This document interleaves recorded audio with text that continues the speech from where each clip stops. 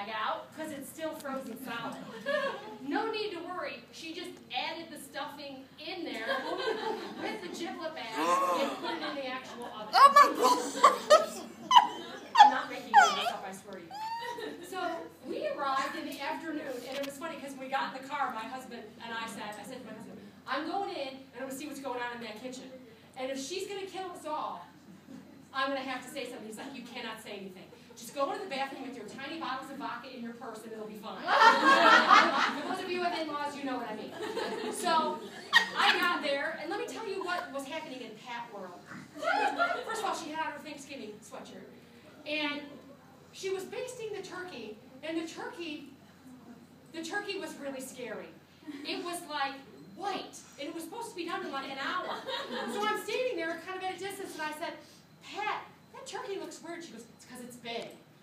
And then I kind of walked by it, and I thought, there's like no heat coming off this turkey, man. It's raw. And then I said to Pat, why is the stuffing sticking out so far? No reason. I've already figured out the giblet bag. So then I looked around, and there's food, like prepared food everywhere. There's like broccoli over here, and there's like vegetables. There's food everywhere, and none of it's in the refrigerator, and none of it has any heat on it. It's just strewn everywhere. So I said to Pat, when did you make this? Yesterday. It's been sitting out since yesterday. Oh my God. When did you make this? This morning. What time? 8 o'clock. It's 3 o'clock.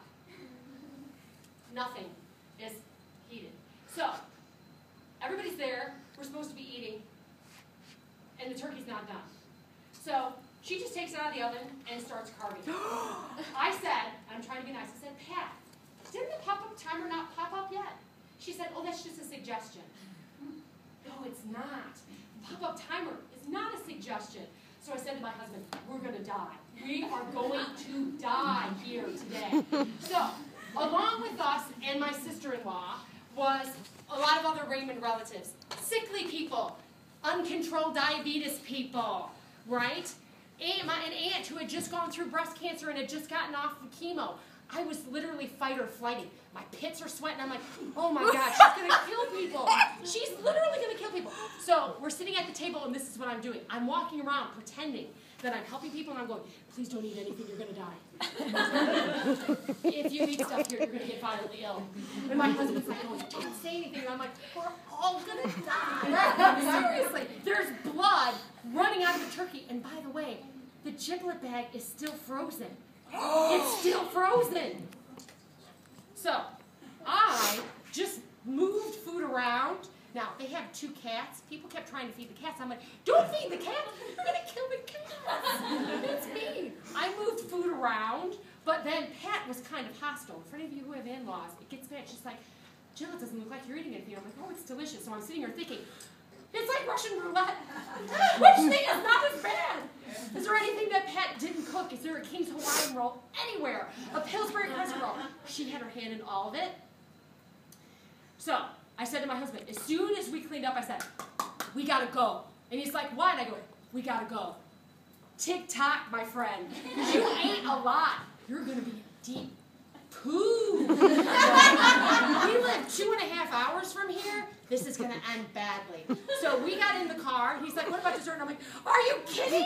God knows what she made. So we made it. We pulled into our driveway.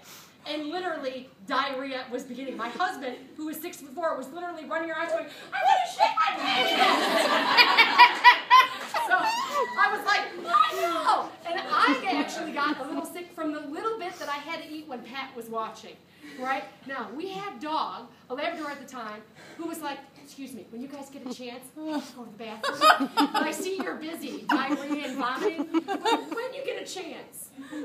So for like hours, like seriously, like we were sitting on the toilet throwing up in the garbage can. No. Both ends, right? So finally, we were yelling. We had these great next door neighbors, Terry and Gloria, and I was literally yelling from the bathroom, Terry, Gloria! They heard us eventually. So Gloria comes over, she's like, what's going on? I'm like, my mother-in-law almost killed us. Could you let the dog out? She goes, oh, God, yes. So she lets the dog out. He's like, thank God, I really got to take a leak. And then, so we're still, my poor husband was sick for days. So we're vomiting and diarrhea, and my sister-in-law is calling, and of course we're not answering the phone, so the answering machine picks it up. She stayed to help her mom, and she ate dessert, and she was driving home, and she had diarrhea in her Nissan Altima, like right in the car. She just pooped all over the car, then she threw up in it. So she's calling, because she's like pulled over in like a parking lot, crying uncontrollably, because she just vomited and pooped in her car. So I'm yelling, I know she can't hear me, go home! Like, you need to go home. This is only going to continue. So, Pat made everyone ill. 3 people ended up in the hospital. The diabetes person, the person who had just had cancer therapy, and Uncle Hal, who has heart disease. And both cats ended up at the vet. The whole family went down. Now, this got so bad that the Illinois Department of Health came to Pat's house to take samples. Because it was so many people so sick.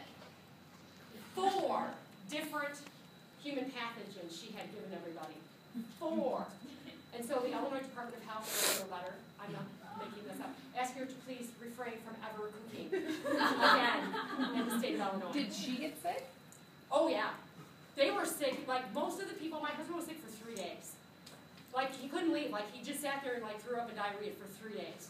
So I was only sick for about 12 hours because I was somewhat smarter. But you guys know even, and I had every food poisoning known to man. Did I mention Judy and how she prepares food? So what have we learned from this? First of all, don't do what Martha Stewart says if you don't know what you're doing.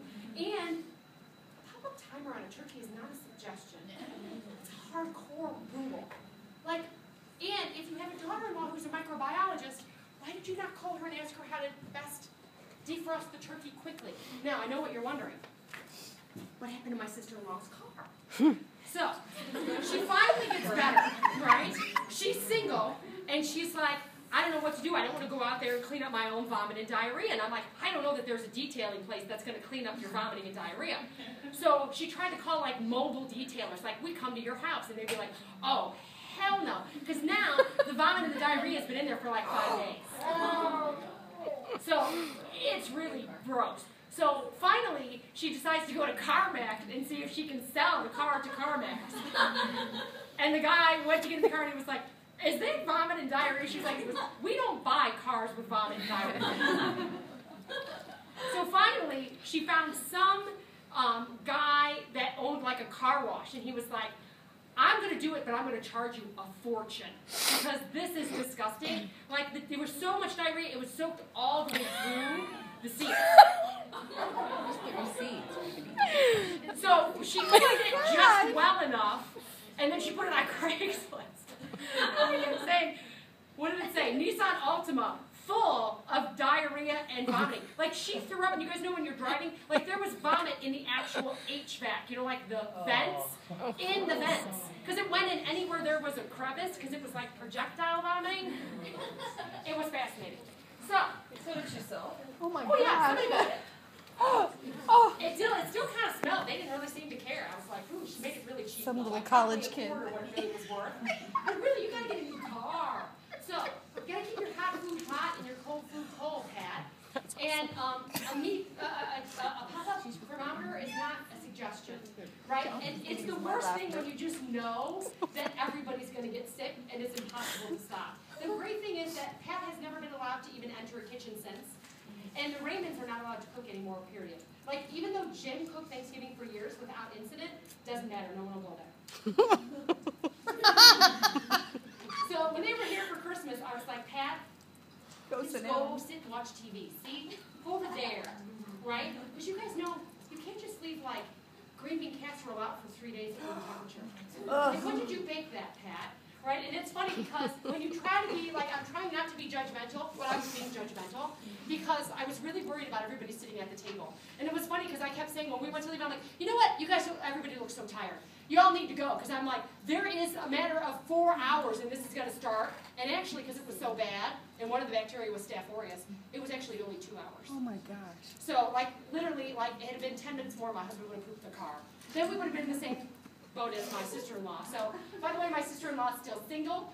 And I don't think that has anything to do with it, but I always tell her, if you find somebody, you shouldn't have let them eat Pat right away. Work up to that. So you shouldn't kill them. Okay, so that is cold, and my Pat